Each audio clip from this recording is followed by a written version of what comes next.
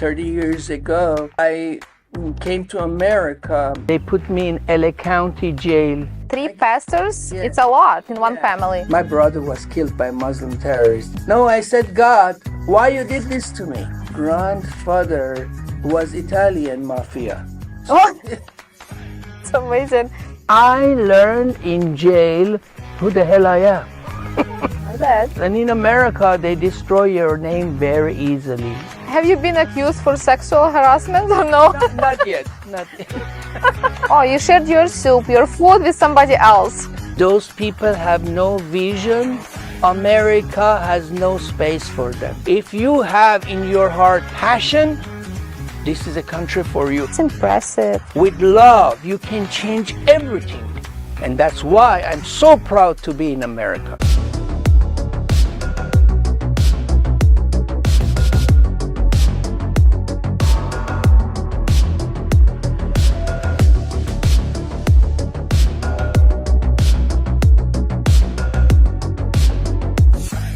Today I have a person who amazed me with his life story. A man who, despite all the difficulties in his life, continues bringing light and love into our lives. Please welcome an immigrant from Iran, Pastor Roubik Hoospianmer. Hi, Roubik. Hi. How are you today? Thanks, God. Thank you very much to inviting me in your show. Thank you for inviting us to your house, Yeah. to your home. Thank you. you. This is the house of God, so it's house for everyone. And Yeah. you're welcome to this show. You're welcome to my church, this church. God Thank you bless so much. My name is Roubik Hoospianmer. I am from a family with 3 brothers, which they are all pastors. And I grew up in Iran. I was born in Tehran. And actually, since I came to America 30 years ago, I have a story about my persecution and my life in Iran. That's why I came here. So if you want, you can continue your questions. Of course. Tell me your story. Tell me about your family. 3 pastors? Yeah. It's a lot in one Yeah. family. Actually, my dad was born in a Muslim family, which my grandfather was Italian mafia. Oh, from Italian mafia to pastor. It's interesting. It was very interesting because I didn't know that my dad was adopted by Armenian family, but his real mother was Muslim and his real father was Italian. So I grew up with a family, then later I found out all this, but because my mom married twice, so 2 brothers were from first marriage, me and my youngest brother were from second marriage. And it was hard because since I was born, we had a culture that Armenian, they can't accept the Muslim. And when your father or mother is from different religion, different background. So I had that cultural and religion difference from childhood. Wait, So if Armenians, they're Orthodox, right? Armenian are Orthodox, but our church was Protestant. So Protestant. my mom went to Protestant church, become a member. Then me and my 3 brothers, we grew up in Protestant church.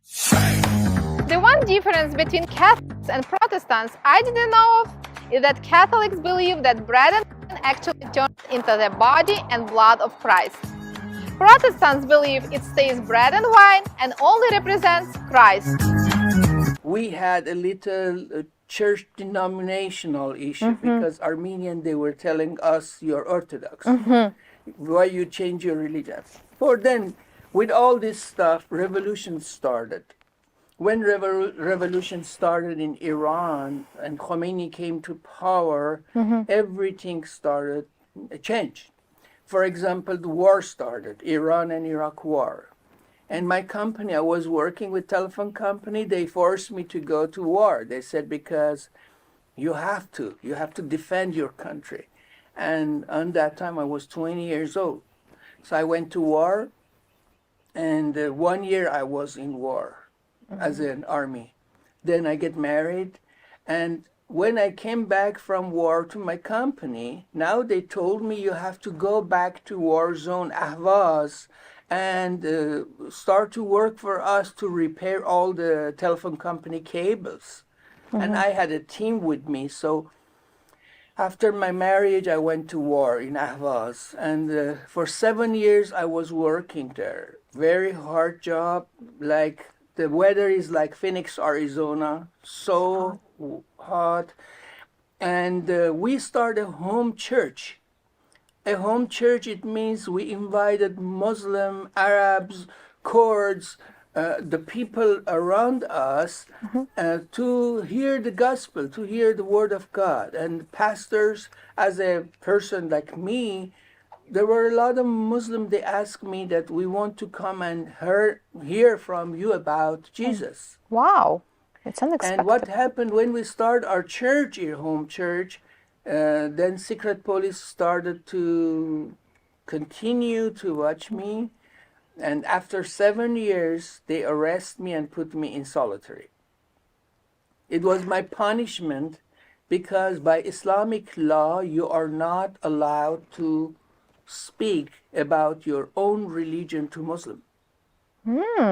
If you change your religion, you are subject to die, even though we call it infidel. So if a Muslim change from Islam to any other religion in Iran, they are subject for strong persecution. So they put me 28 days in solitary. After solitary, I went back to Tehran to be pastor for Armenians. So Armenian, because by generation, by nation, they are Christian. So government, they shouldn't do anything. But again, because I was active, every 2 weeks, secret police called me and for hours and hours, question again. They said, you are CIA. Maybe I look CIA, but I was not CIA, I swear God. What did they ask you? Oh, because after Islamic Revolution, the mind of Iranian regime is any pastors or any missionary, they come to Iran, they are CIA. This is their mentality. And they were so angry at us. So after 2 years back and forth with this police issue, secret police, I make a decision to come out of country.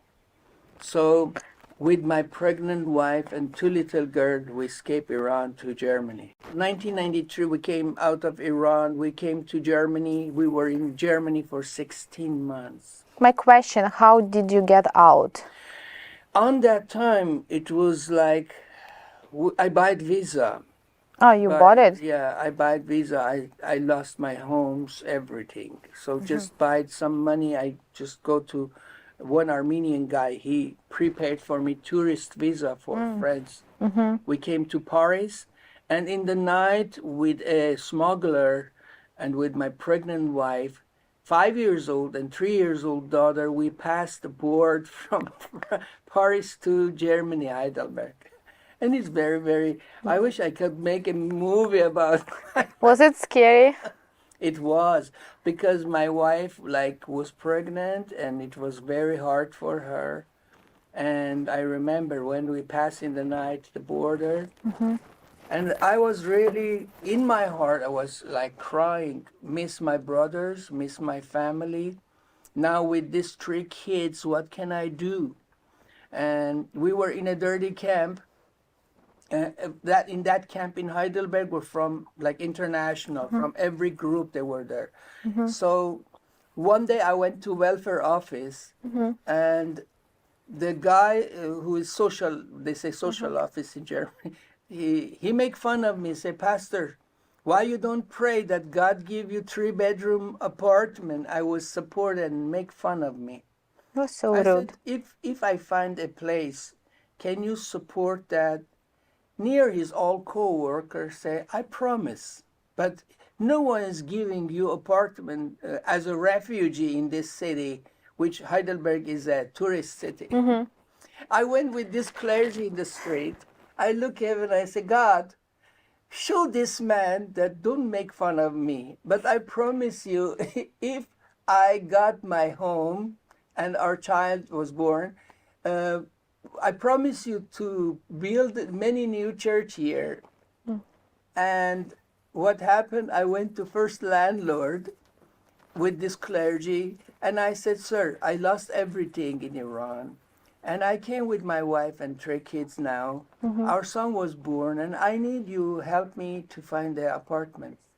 He looked at me and said, because pastor, I'm a Christian, I give my apartment to you, 3-bedroom. Oh my God. And the contract was 2,500 mark. And that time, 32 years ago, it was too high. So I brought the contract and I called this social guy. I said, come sit near me and bring your co-worker. You make fun of me, and now I'm telling you, this is the contract and you have to sign it. He was yelling, I can't. I said, listen, you make fun of me and you make a deal. Now you have to sign it. He signed the He contract. signed it. He signed it. Like, it's a miracle. So we went in a 3-bedroom house, very clean, very nice. But what we did, as I promised God, I purchased an old car, it was Audi, and I started to drive with my wife and three kids to help refugees in Germany. We drove 46,000 kilometers to plant 3 new small group for refugees. So I went to German church. I said, in your city in Marburg, we have 200 refugees. I want to bring them once in the week in your church as a club. I want to start Armenian and Persian class. I want somebody to help them to learn German language and keep our community. By that way, after 46,000 miles, 2 months later, I see my money that government is giving from social is 600 mark more. So I went to that social guy and say, why you give me 600 mark more? He said, government, they make decision to pay you more because you didn't tell us you are helping with refugees. So when I tell this, it's a real story. I didn't make this story. So when I talk about that, I learned that when you have passion and when you have love, any country you go, that passion is making a big change. You don't sit and cry for Ukraine, for Armenia, for Iran. Oh, I lost my country. You start a fresh life. So that's why I'm really proud of now to share my heart to you. For those audience that see this, that you can be survive in any condition if you have passion. And I have 5 words: your passion, patience, peace, power, and perseverance. If you have that, it's impossible you get depressed. But depression will come to you if we are just living for us. We are crying for us. We live for us. I'm preaching for you. That's your problem. You invited pastor. How did you come to America? So we went after 1993. We were in Germany. I applied for being in America with my wife and kids because my wife's brother was in California in Berlin. Our relatives mostly they moved here as immigrant. So I thought maybe that's better chance for my family to have American citizenship.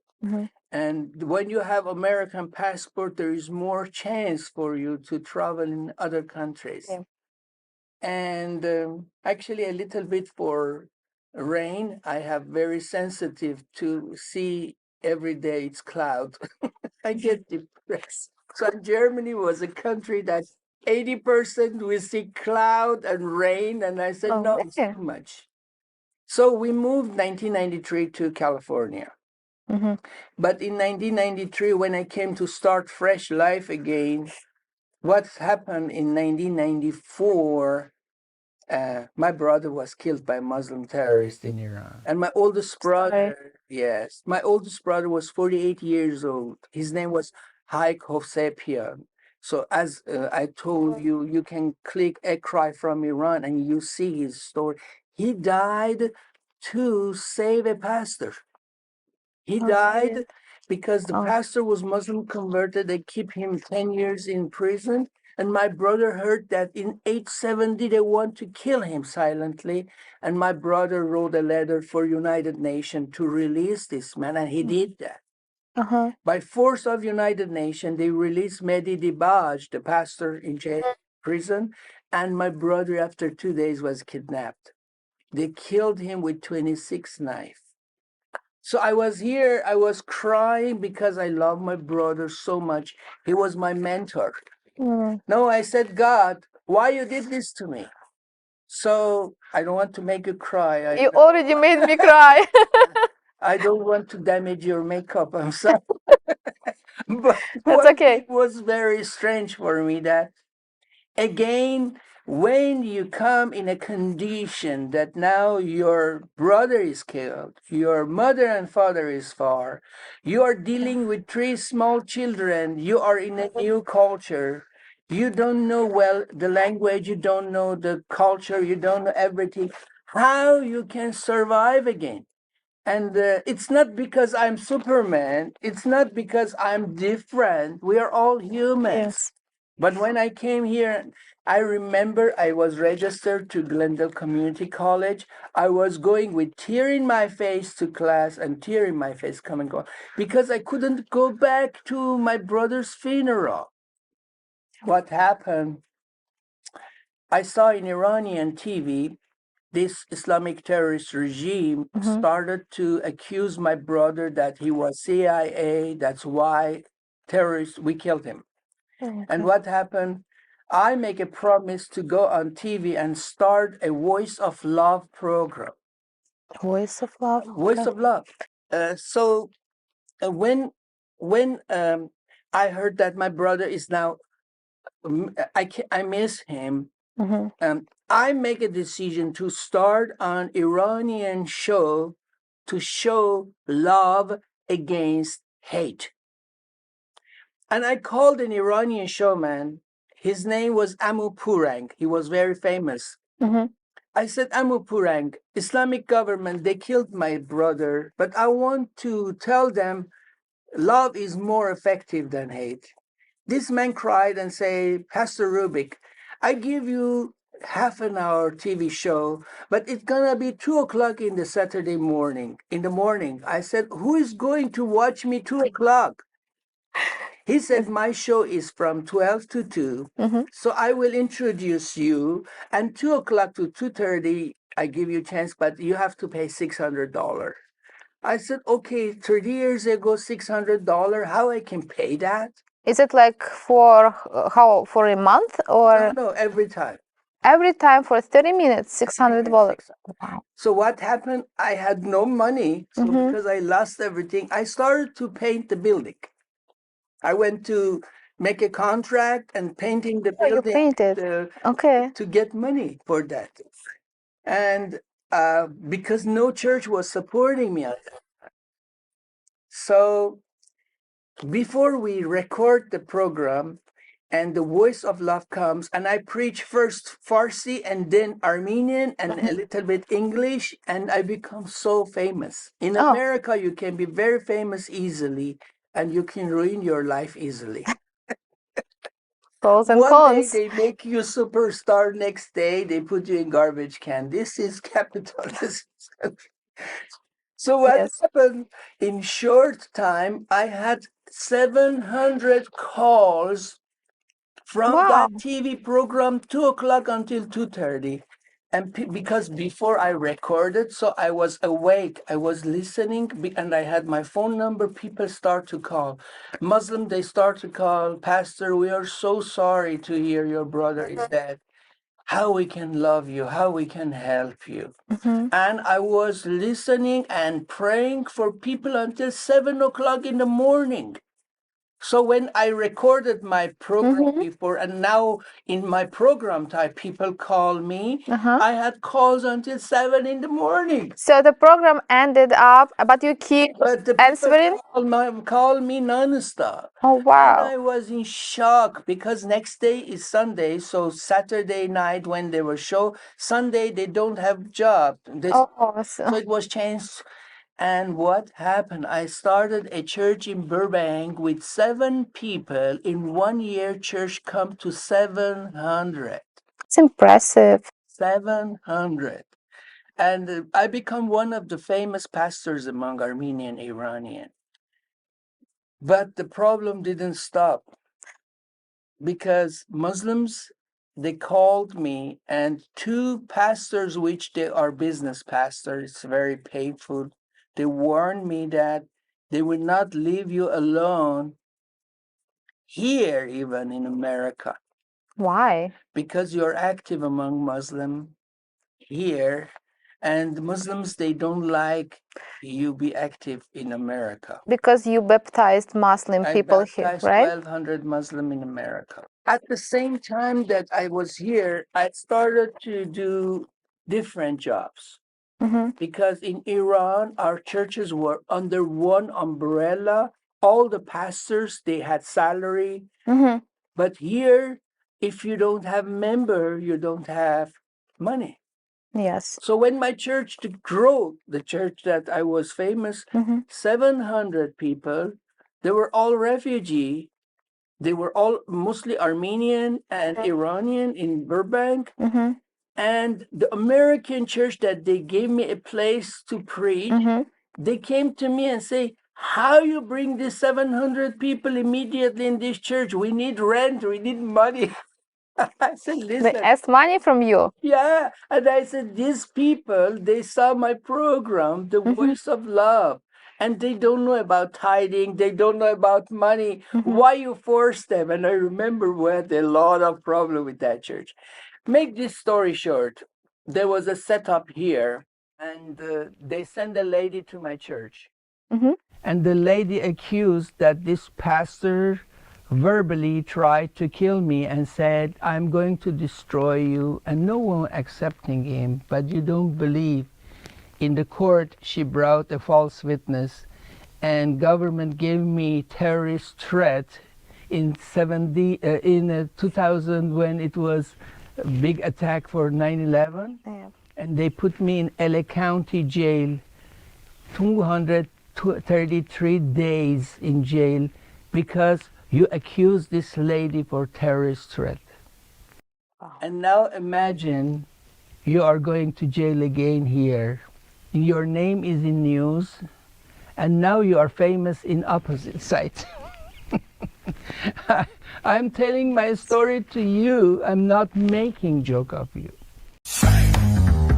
In the 11th month after the attacks, 762 aliens were detained in connections with the FBI terrorism investigations for various immigration offenses, including overstaying their visas and entering the country illegally. And it's critical to point out that militant Islam does not equal Islam. Islam as a religion, like Christianity and Judaism, does not endorse violence. So now my 3 kids again with my wife, they come and visit me in jail because the time goes to 9/11. It was a very tough time. The lawyer that I had, the lawyer told me, if you want to fight and go to trial, it takes at least 3 months more. Mm-hmm. DA wants you to accept this no contest for this verbally terrorist threat. Mm-hmm. At least you will be free and your case will be wobbler. So I accepted that 6 months. But what happened in jail? I'm telling you another story. Being among 60 criminals, which were drug dealer, all the murders, now I am the only Iranians in September 11, and every night I am preaching for prayer time. The only time that black and white and Mexican and others, they can come for prayer is only 15 or 20 minutes before you sleep. You can speak, pray. It's only time you have. Why? Why is it only time? Because before sleeping, the jail let you have a pray. Okay. So I said, pray time, pray time. One night I was so sad because I missed my kids. I was so angry. My name was in news. And in America, they destroy your name very easily. just even you didn't do anything, they are not sure. You go to news, even you prove you're innocent, already they damage your character. This is a culture. I can't tell bad or good. But what happened? I learned in jail who the hell I am. Because when the 28 days I was in Iran with solitary, now I'm in a new jail that Mexican and black and white and others all in cell, and everyone has his own group. So if you are belong to white American, you can't talk with black in daytime because you are belong to white gang. If you are with the black, you're not allowed to speak with Southside Mexican. Oh, wow. Unbelievable. So in jail now, I am in three bed. I'm in the middle. The under was a Mexican friend. The top is a black guy with 300 pounds in my face. And I'm like a sandwich in the middle. So what's gonna happen if you talk to somebody during the In day? daytime, they punish you. If you are belong to Southside group, Mexican, and you talk with blacks, they call you, they warn you, next time we see you are talking with these guys, you are going to have problem with us. It's a jail? In jail is like that. Not, I mean, like, that's not the people from these groups. It's a jail. No, not jail people, the prisoner. Oh, the prisoner? They have the, Oh, prisoner, they that have was a okay. rule. If you are with us, you're not allowed to talk with others. So it happened when I was in jail here, and it was accusation for me. I find out that in the hardest time of your life, again, you can switch that hard time in your life to positive. So what I started to do, rather than sitting and crying for that 233 days that I stayed there, I went to computer class. Oh, they do computer class? Yes, they let you go to computer class for 3 hours a day. Not bad. So I went and I learned Access and Excel and Word, which my wife in outside paid $6,000 for that. I get my certificate free. But you were not free. I gave soup to a brother, a black guy, and I said, you teach me how to draw face painting, and I give you soup more. Oh, you shared your soup, your food with somebody else. It's amazing. Why did you need this face painting? I like it. I was like dying to learn how to paint the face. So third, I started to reach these people and talk to them about God's love. September 11, they make this decision that this Iranian guy, maybe we can harm him in the jail. So you were in a jail that time? That time, yeah. That's why I couldn't come out easily. Because it ended up with September 11, and my lawyer said if you go to trial, it's very bad time now. Because the lady accused me for terrorist threat verbally. On that time, it was a crime because after O.J. Simpson in California, they make this decision that anyone verbally say, I'm going to kill you, you are subject for persecution.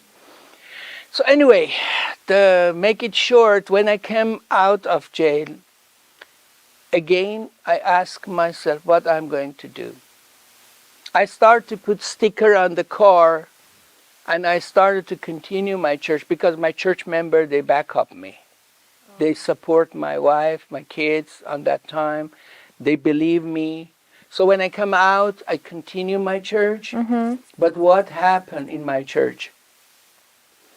Little by little, Muslims started to come. And we continue our ministry, and I become a drug counselor. I went to Glendale Community College. I get my degree. Why? Because you had a lot of A people lot of with a people, problem. they had drug problem. By TV, I had a lot of call that my son is in drug. And I had chance to go to Glendale College to get my degree with alcohol and drug studies in 34 units and become a drug counselor. We sent 700 kids to rehab. Wow. And imagine, in hardest time in your life, You can be depressed and sit in a home, and you can be an alcoholic. You can be drug addicted. You can tell yourself why these things happen to me. But among all that accusation, among all that problem, it's not because of me, because of God. It's because of your passion. You can get survive. You can start. So I start to preach in America in 48 states. Many Christian organizations invited me to talk about my brother and persecution in Iran.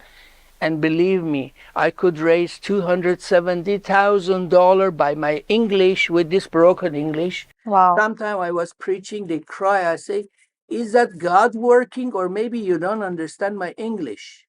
For example, one time I said, rather than this teeth, I said this. I said, open your teeth. And every ladies were looking, what is this dirty pastor is talking?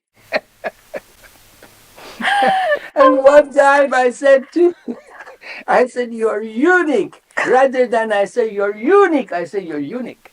And the meaning Unique of and unique unique. is so different. And it was my experience when you messed up in English. But again, Have you been accused for sexual harassment or no? not yet. Not yet.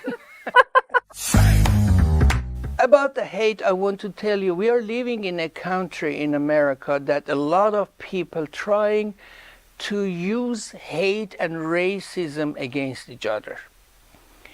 Even though in the churches in America, I can see we say black church, we say white church, we say Armenian church. And in jail, what I learned after the people, they are fighting together for race, but real democracy that we should think about in America, our kids are growing up in one school. My children, best friends are Korean and American. But when I tell them come in our Armenian church or Iranian church, they are telling me, Dad, why we should go to Armenian church when we grow up in America. So my subject about hate is when you start to love people, when you have that feeling to love people, there is a power against hate. Because to be honest, if I could go on and talk with people, those that killed my brother, and tell them I love you, it was more effective than I said, I'm going to kill those people that killed my brother.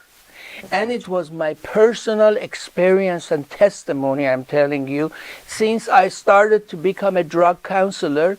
When families, they are calling me, my son is in heroin, and that's why I want to say my son, the ladies, they said, my son is in heroin. I said, okay, lady, I'm coming to talk for intervention. I don't ask, are you Baha'i? Are you Armenian? Are you Iranian? Are you Jewish? I go there for intervention. Sometimes, even though I don't go with clergy, I don't tell them I'm pastor. Why? Because when you say you're pastor, the Muslims say, oh, do you want to advertise your religion? No.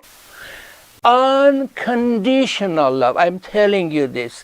It helped me. That's why we have no homeless ministry. We have convalescent as a chaplain for hospice. Last 6 years, I become a chaplain. So those people are dying alone.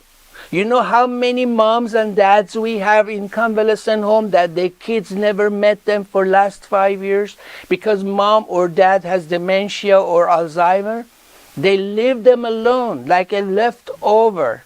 We buy flour for them. We go put the flower near this mom who had, like in Valentine, never had any visitor. And I put flower near her nose. She wake up and say, who is this? I said, I came to tell you, Mom, I love you. And you don't know, I'm getting emotion last 6 years, how God changed my life.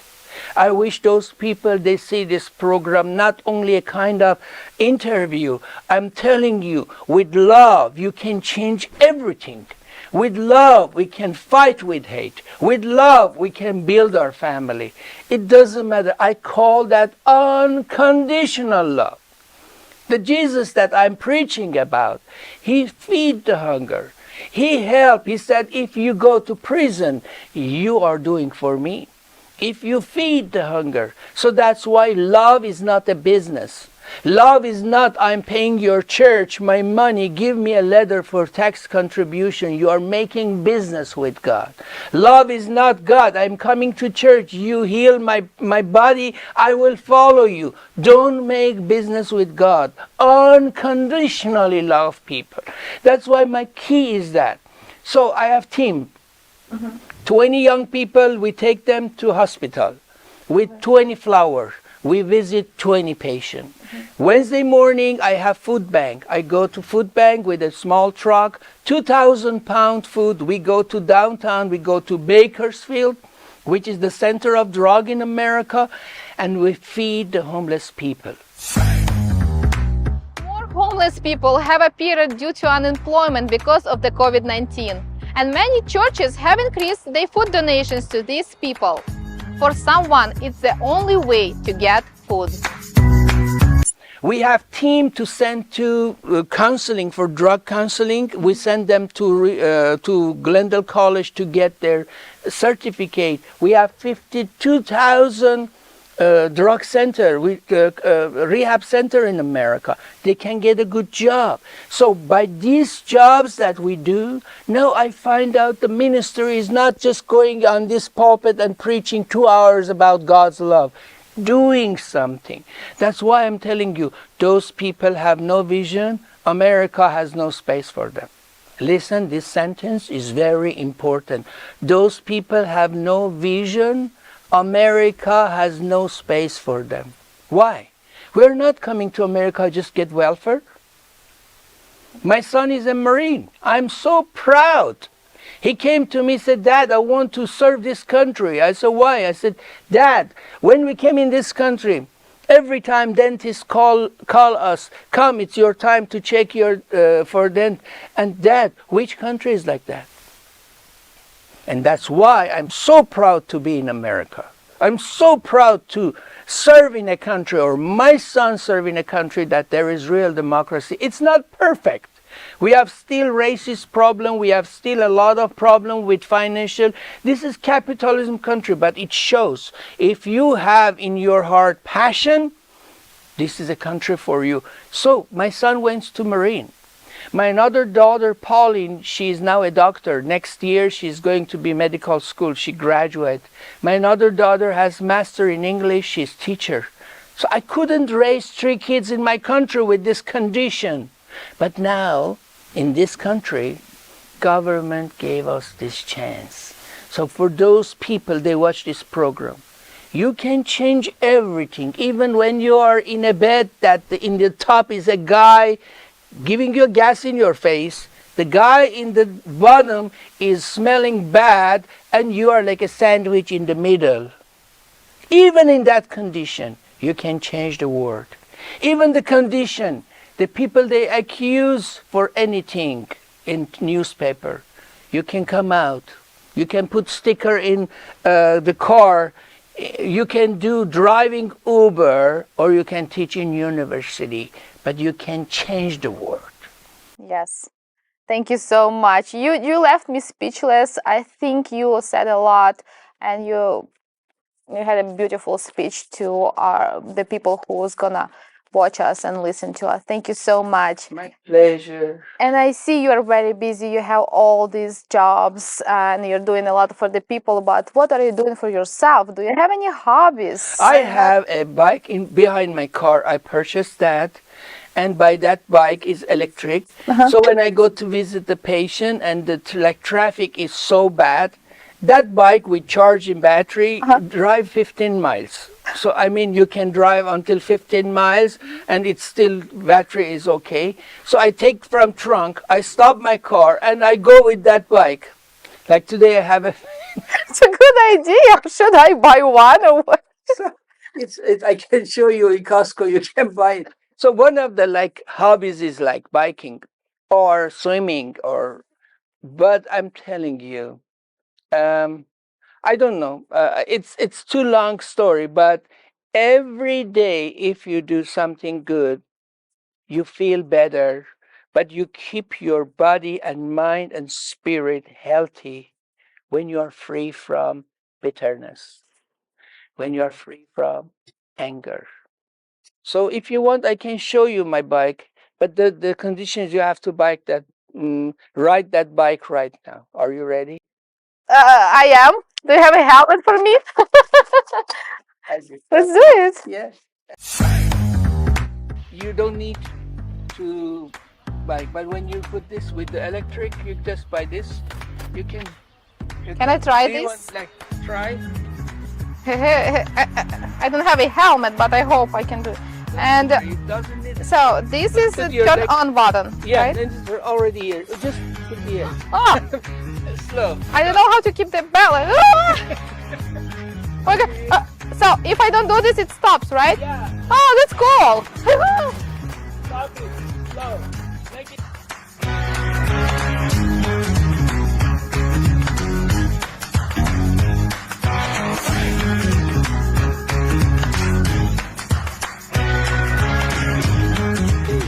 Release you from, I have patient 10 miles and I don't know how to with that bumper to bumper. Just I take my trunk and That's pretty cool. I'm gonna buy this one for sure.